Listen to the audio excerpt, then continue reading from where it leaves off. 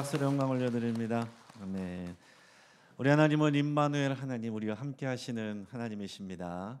그 사랑 안에, 그 은혜 안에 거하시기를 바랍니다.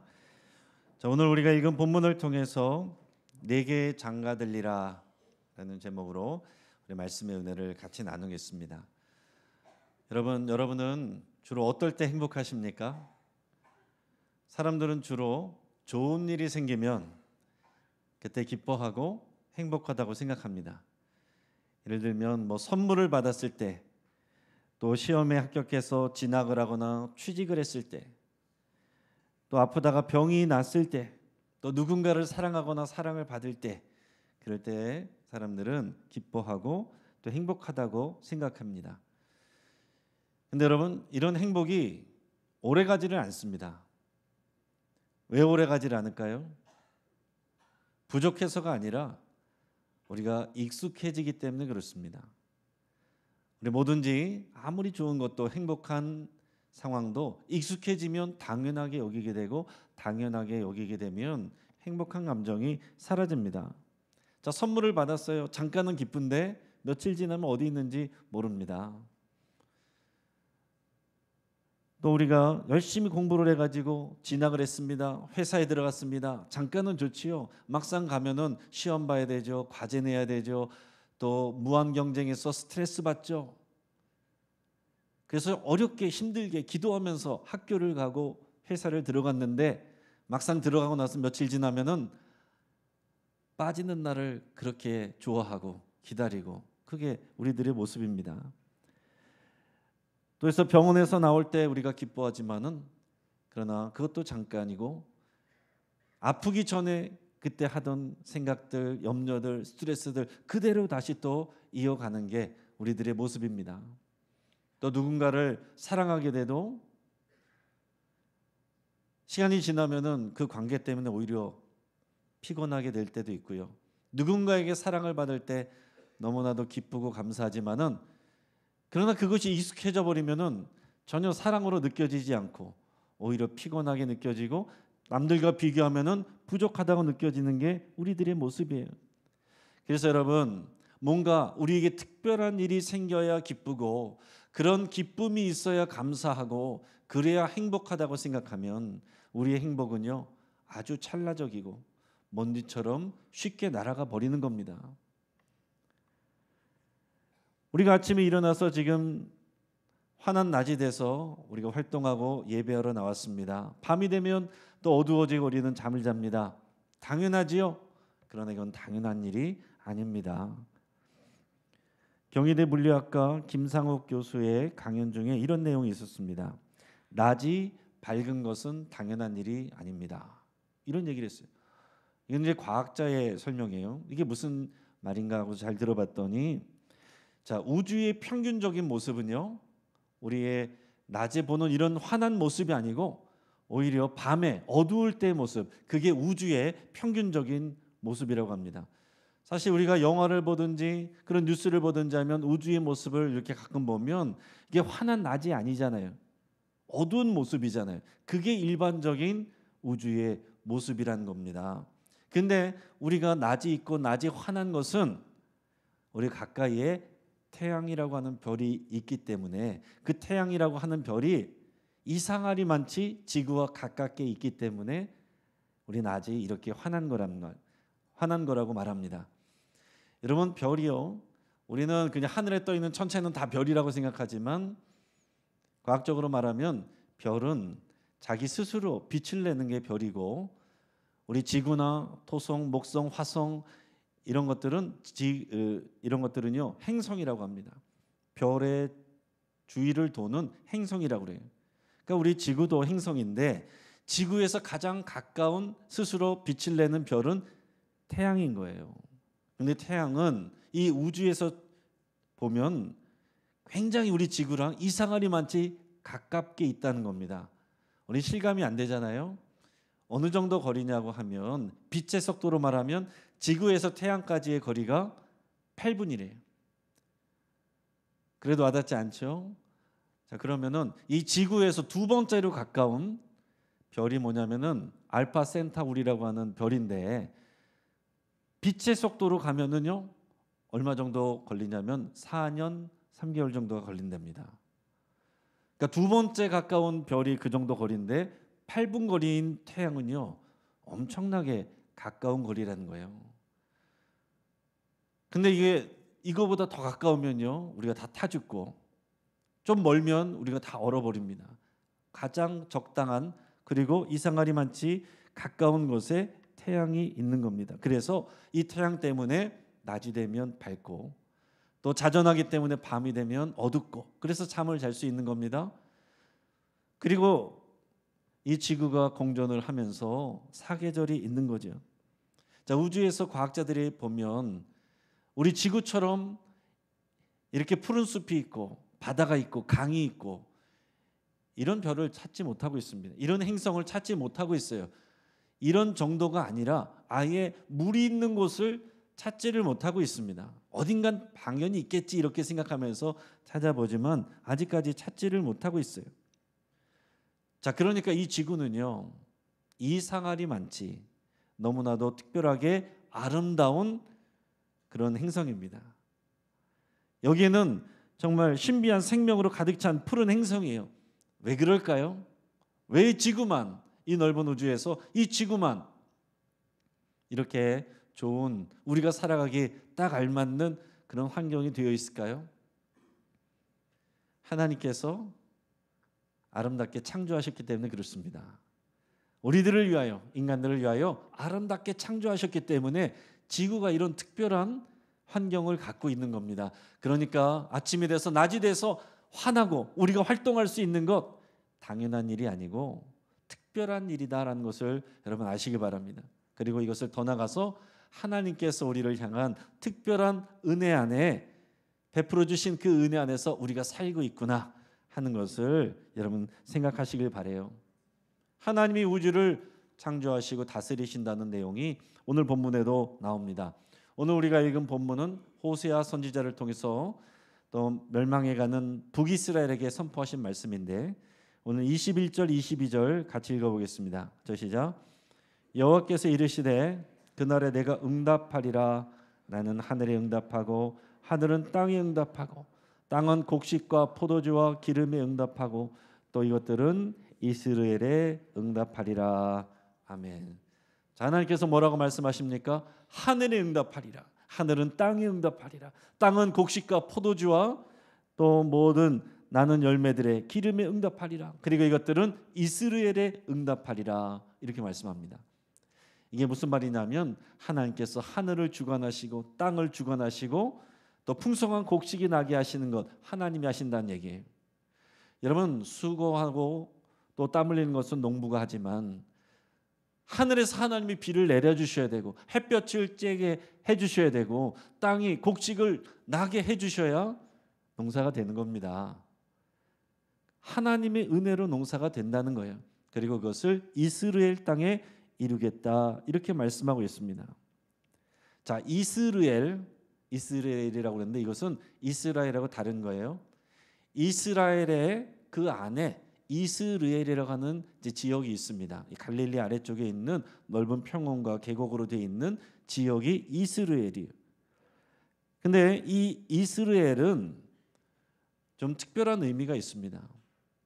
피로 얼룩진 곳이에요. 자, 이스라엘 역사를 간단하게 말씀드리면 솔로몬 이후에 우상 숭배하였기 때문에 하나님께서 징계하셔서 나라가 두 쪽이 됩니다. 북이스라엘, 남유다.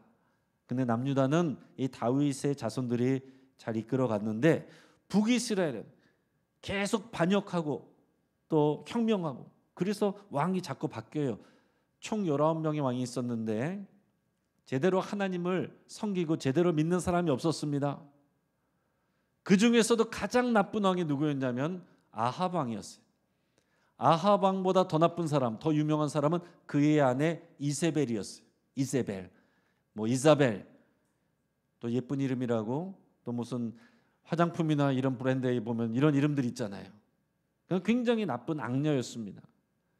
근데 이세벨은 원래 시돈 땅의 공주였는데 아합 왕과 결혼하게 되면서 뭘 갖고 왔느냐? 바알 우상을 숭배하는 그 신앙을 갖고 왔어요. 그래서 아합 왕도 물들고 모든 이스라엘 백성들이 바알 숭배에 빠집니다. 왜 빠졌느냐? 바알이 농사를 주관한다는 거예요. 하늘에서 비를 내린다는 거예요. 그러니까 사람들이 여호와 하나님께는 대충 제사 드리고 바알에게 제사를 드립니다. 또 바알에게 드리는 제사는요, 아주 향락적이고 쾌락적입니다. 몇 번 말씀드렸지만은 바알의 제사에 가면 거기는 종교 창기가 있어요. 예쁘게 입은, 그리고 화장을 화려하게 하고 아주 섹시한 춤을 추는 그런 종교 창기들이 거기에 온 유대인 남성들하고 집단 성관계를 갖습니다. 그러면 신들이 보면서 흥분하고 그래서 많은 곡식들이 나오게 된다는 거예요. 사람들은 좋아하지만 하나님 보시기에 얼마나 가증한 일이겠어요. 하나님은 거룩한 하나님의 나라를 만들어 가시고자 했는데, 그래서 언약 백성을 맺으셨고 그 관계를 맺으셨는데, 이 바알을 숭배하고 그 앞에서 가증한 일을 하고 음행을 하고 그런 모습을 보면서 하나님은 너무 속상하신 거죠. 그 아합 왕 때의 수도가, 북이스라엘의 수도가 이스라엘이었던 겁니다. 또 그 이스라엘 땅에서 이 아합 왕과 이세벨이 얼마나 또 나쁜 일을 했냐면, 나봇이라고 하는 사람의 포도원을 뺏으려고 거짓말하는 증인을 세워가지고 나봇을 죽여버립니다. 그 피가 이스라엘 땅에 또 떨어진 거예요. 또 이런 아합 왕조를 멸하시기 위해서, 징계하시기 위해서 하나님께서 예후라는 사람을 왕이 되게 하셨습니다. 그런데 이 예후는 또 쓸데없이 잔인해요. 그래서 아합 왕의 70명의 아들이 있는데 그 70명을 한 반석 위에서 한꺼번에 다 죽여버립니다. 그리고 자기 마음대로 합니다. 하나님께서 왕이 되게 하셨는데 하나님을 사랑하지도 않고 섬기지도 않고, 그리고 바알 숭배를 그대로 합니다. 그래서 하나님께서 이제 경고하시면서 이 이스라엘을, 그리고 이 북이스라엘을 심판하시고 징계하시겠다, 이렇게 말씀을 하시는 거예요.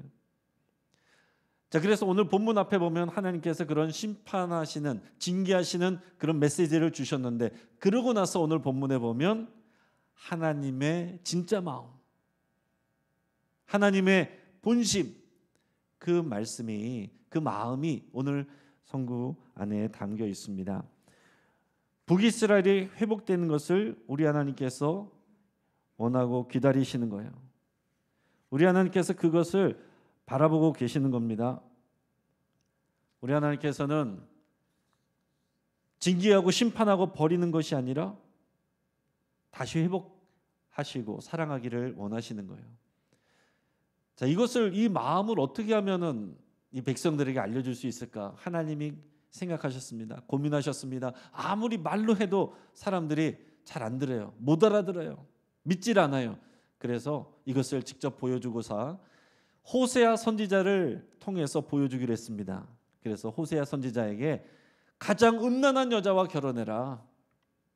그러니까 이 호세아는 하나님을 대변하는 것이고, 가장 음란한 여인 고멜은 음란한 북이스라엘을 이제 의미하는 거예요. 근데 그 음란한 여인과 결혼해라는 거예요. 아내로 삼으라는 겁니다. 그리고서 세 자녀를 낳는데 세 자녀의 이름을, 하나님의 그 메시지를 담아서 이름을 짓게 하셨습니다. 호세아가 첫 번째 아들을 낳는데 그 이름이 이스라엘이에요. 하나님이 심판하신다는 의미를 담고 있습니다. 두 번째로 딸을 낳는데 로루아마예요. 이거는 아니다라는 것이고, 루하마는 긍휼이에요. 긍휼히 여기지 않겠다, 이런 말씀이고, 셋째는 로암미, 암미는 백성이란 말인데 로는 아니고, 그래서 내 백성이 아니다, 너희를 심판할 것이고 긍휼히 여기지 아니하고 내 백성 삼지 않겠다, 이렇게 말씀을 하시고 선포한 거예요. 그러나 하나님의 진짜 본심은 이 경고를 듣고 이스라엘 백성이 회개하고 하나님 앞으로 오기를 바라는 겁니다. 그런데 말을 안 들어요. 고멜도, 이 음행한 여자도 정신을 못 차리고 또 집을 나가서 다른 남자들한테 몸을 팝니다. 얼마나 속상해요. 그런데 하나님께서 호세아 선지자에게 가서 돈 주고 가서 다시 데려와라, 다시 사랑하라, 그렇게 말씀하시는 겁니다. 이게 하나님의 마음이죠. 우리의 상식적인 수준을 넘어서는 이해 안 되는 그런 사랑인 것입니다. 그래서 호세아 선지자가 자기 아내를 찾아오기 위해서 돈을 가지고 가서 포주에게 주고 자기 아내를 사옵니다. 얼마나 황당한 일이에요. 그러나 그게 하나님의 마음을 사람들에게 보여주기 위한 장치였습니다. 이런 하나님의 마음을 오늘 본문에서 표현하고 계신 거예요. 특별한 표현이 나오는데 오늘 본문의 19절 20절 말씀을 같이 읽겠습니다. 시작. 내가 내게 장가들어 영원히 살되 공의와 정의와 은총과 긍휼히 여김으로 내게 장가들며 진실함으로 내게 장가들리니 내가 여호와를 알리라. 아멘. 하나님께서 뭐라고 표현하십니까? 이스라엘 백성들에게 내가 너에게 장가들겠다. 내가 너에게 장가들어서 영원히 살 것이다. 내가 진실함으로 너에게 장가를 들겠다. 이스라엘 백성에게 말씀하시는 것이고 저 여러분들에게 말씀하시는 겁니다. 내가 너에게 장가들겠다. 이 무슨 말이에요? 우리가 신부란 거죠. 내가 너를 아내로 삼고 내가 너에게 장가들어서 영원히 살고 싶다. 그게 하나님의 마음으로 표현한 겁니다. 자, 이런 내용이 아가서에도 나오는데 아가서에 보면 솔로몬 왕이요 포도밭에서 일하는 술람비 여인을 보고 반했습니다. 신분도 비천하고 햇빛이 그을려서 얼굴도 검해요. 그러나 솔로몬이 사랑합니다. 그래서 사랑한다고 고백하고 나의 신부라고 이렇게 데려가서 결혼을 하게 돼요. 근데 여러분 이것은 수준이 다른 겁니다. 이 호세아 말씀은요 그냥 비천하고 얼굴이 검은 정도의 여인이 아니라 음행을 하고 배신을 하고 나가서 자기 몸을 파는 그런 여인입니다. 그런 여인을 사랑하는 거예요. 하나님의 말씀인 율법서에서 보면 어떻습니까? 간음한 사람, 음행한 여인은 돌로 쳐서 죽이게 돼 있습니다. 이게 법이에요. 이게 하나님의 공의입니다. 그래서 예수님이 복음서에서 보면 앉아 있을 때 유대인 남자들이 간음한 현장에서 여인을 잡아와서 이 여자를 어떻게 할까요? 손에는 다들 돌을 쥐고 있습니다. 율법에 보면 돌로 치라고 돼 있으니까요. 이게 당연한 일이니까요. 근데 예수님이 생각지 못한 말씀을 하셨죠. 뭐라고 그랬습니까? 너희 중에 죄 없는 자가 먼저 돌로 치라. 양심에 찔려서 사람들이 돌을 다 내려놓고 다 흩어졌습니다.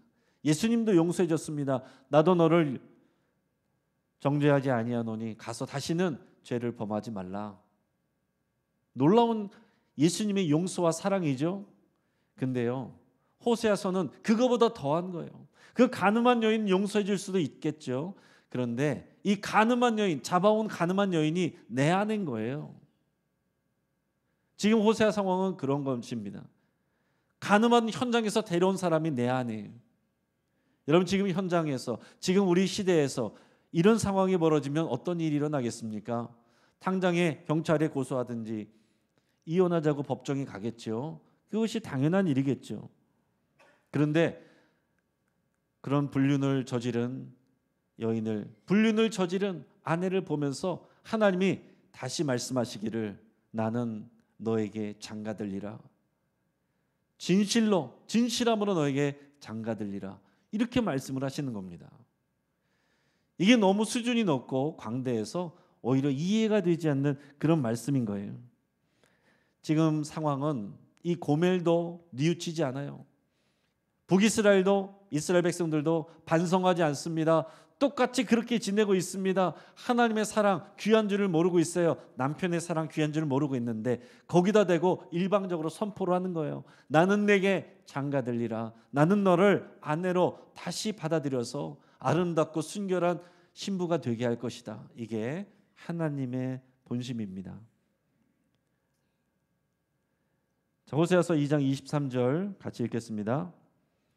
내가 나를 위하여 그를 이 땅에 심고 긍휼히 여김을 받지 못하였던 자를 긍휼히 여기며 내 백성 아니었던 자에게 향하여 이르기를 너는 내 백성이라 하니니 그들은 이르기를 주는 내 하나님이라 하리라 하시니라. 아멘. 그래서 하나님의 본심을 여기서 말씀하시는데 이스라엘 심판하리라 쫓아내리라 그랬는데 내가 그 땅에 너희를 다시 심겠다. 긍휼히 여기지 않겠다라고 한 그곳에서 내가 너희를 긍휼히 여기겠다. 내 백성이 아니라고 한 그곳에서 너희를 내 백성이라 하겠다. 이게 하나님의 마음이에요. 그래서 20절에 보면 이것을 통해 너희가 여호와를 알리라 이렇게 말씀했어요. 여호와를 알리라. 제발 여호와 하나님의 마음이 무엇인지, 여호와 하나님이 누군지, 어떤 분인지 너희가 좀 알기를 바란다. 그러면서 이스라엘 백성이 또 고멜이 고백하기를 바라는 것은 당신만이 나의 남편입니다. 하나님만이 나의 하나님이시고 바알을 나의 남편 삼지 않겠습니다. 이 고백을 듣고 싶어 하는 거예요. 근데 지금 정신 못 차리는 이 북이스라엘, 하나님의 거룩한 신부로 다시 회복시키기 위해서 하나님은 징계도 하시고 어려움과 고난 가운데도 내버려 두실 수도 있는 겁니다.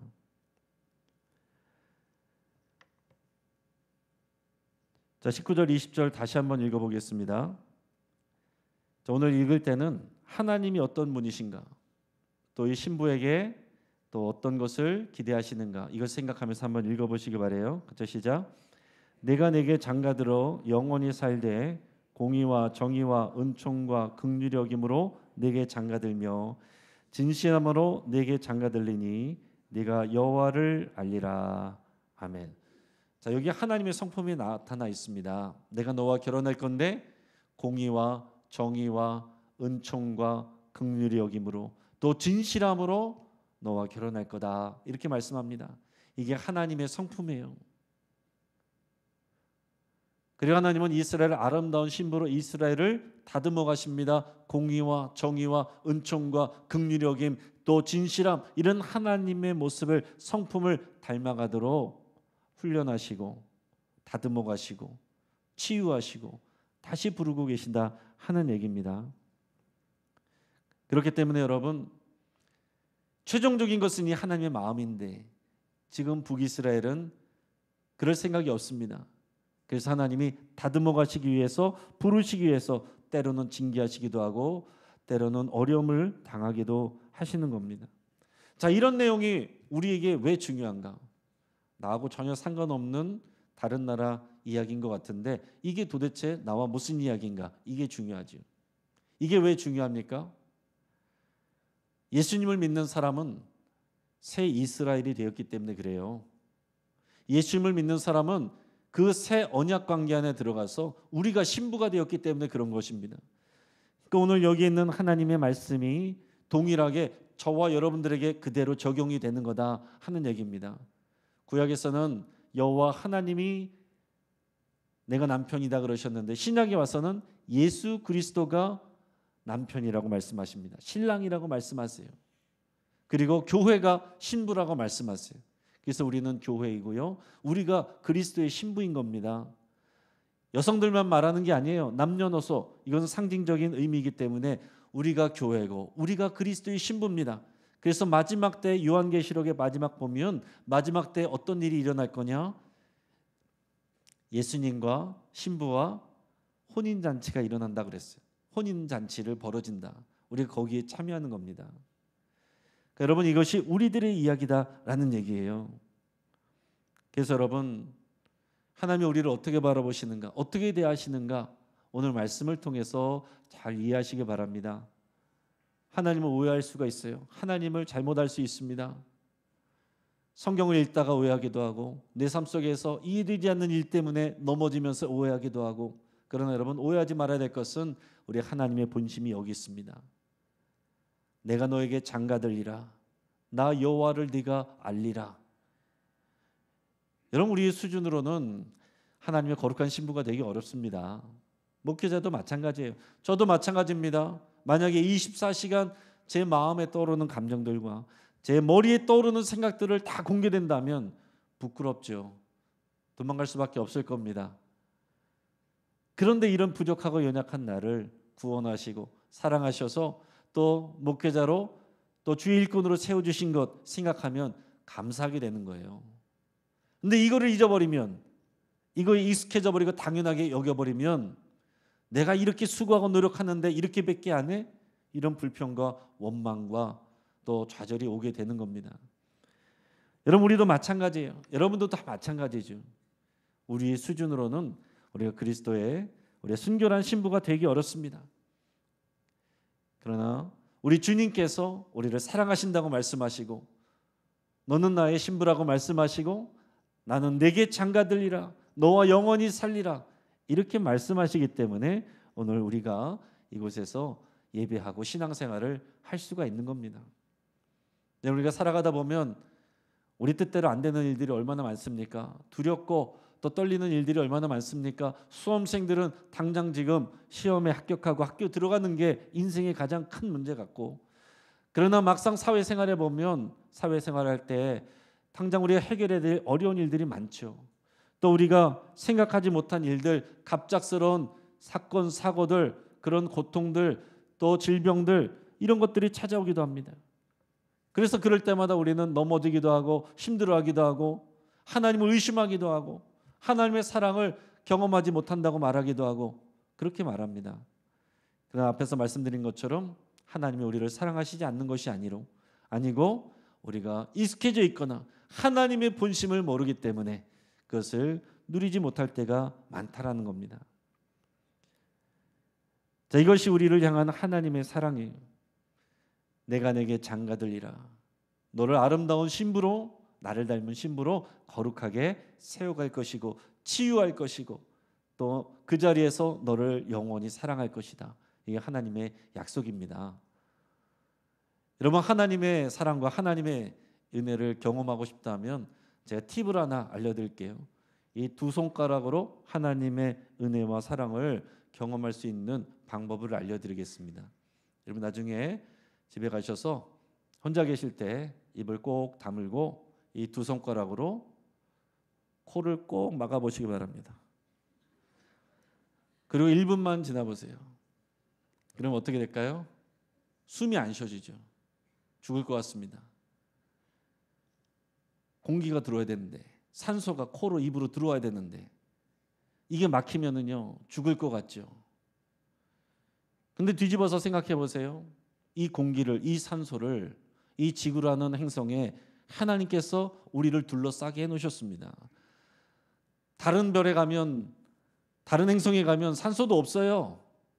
그런데 이 지구에 우리가 살고 있는 이곳에 이 공기로 산소로 우리가 숨 쉴 수 있게 해주시고 우리가 폐가 숨 쉴 수 있도록 심장이 뛸 수 있도록 누가 하고 있습니까? 하나님이 하고 계십니다. 생각하셔야죠. 이 공기에 둘러싸여 있는데 내가 이 은혜를 모르고 살았던 것처럼 하나님의 사랑과 은혜가 바로 이 공기이고 산소인데 내가 그것을 모르고 살았구나. 그것을 호흡하면서 그것을 느끼지 못하고 살았구나. 이것을 아시길 바랍니다. 오늘 아침에 해가 떠서 낮이 되고 우리가 예배하기 위해서 모였습니다. 당연한 일이 아니고 익숙해져서 당연한 일처럼 여기지만 지금 하나님께서 이 우주를 우리를 위하여 특별하게 운행하고 계시기 때문에 태양을 이 지구와 아주 가깝게 아주 적정한 거리에 위치시켜 놓으시고 이것을 조절하시기 때문에 우리가 평안하게 나와서 이 낮에 예배할 수가 있는 겁니다. 당연한 것은 없습니다. 모든 것이 하나님의 놀라운 은혜이고 기적입니다. 사랑하는 여러분, 우리가 경험하는 모든 고난과 실패도요 우리를 아름다운 신부로 만들어 가시는 하나님의 사랑입니다. 그 과정이에요. 하나님의 허락하신 고통은 하나님의 선물입니다. 이 하나님의 사랑을 알면 감사하지 못할 일이 없습니다. 모든 것이 하나님의 사랑이고 모든 것이 하나님의 은혜이고 모든 것이 하나님의 감사 제목이 됩니다. 그럴 때 우리가 승리할 수 있습니다. 같이 한번 기도하겠습니다.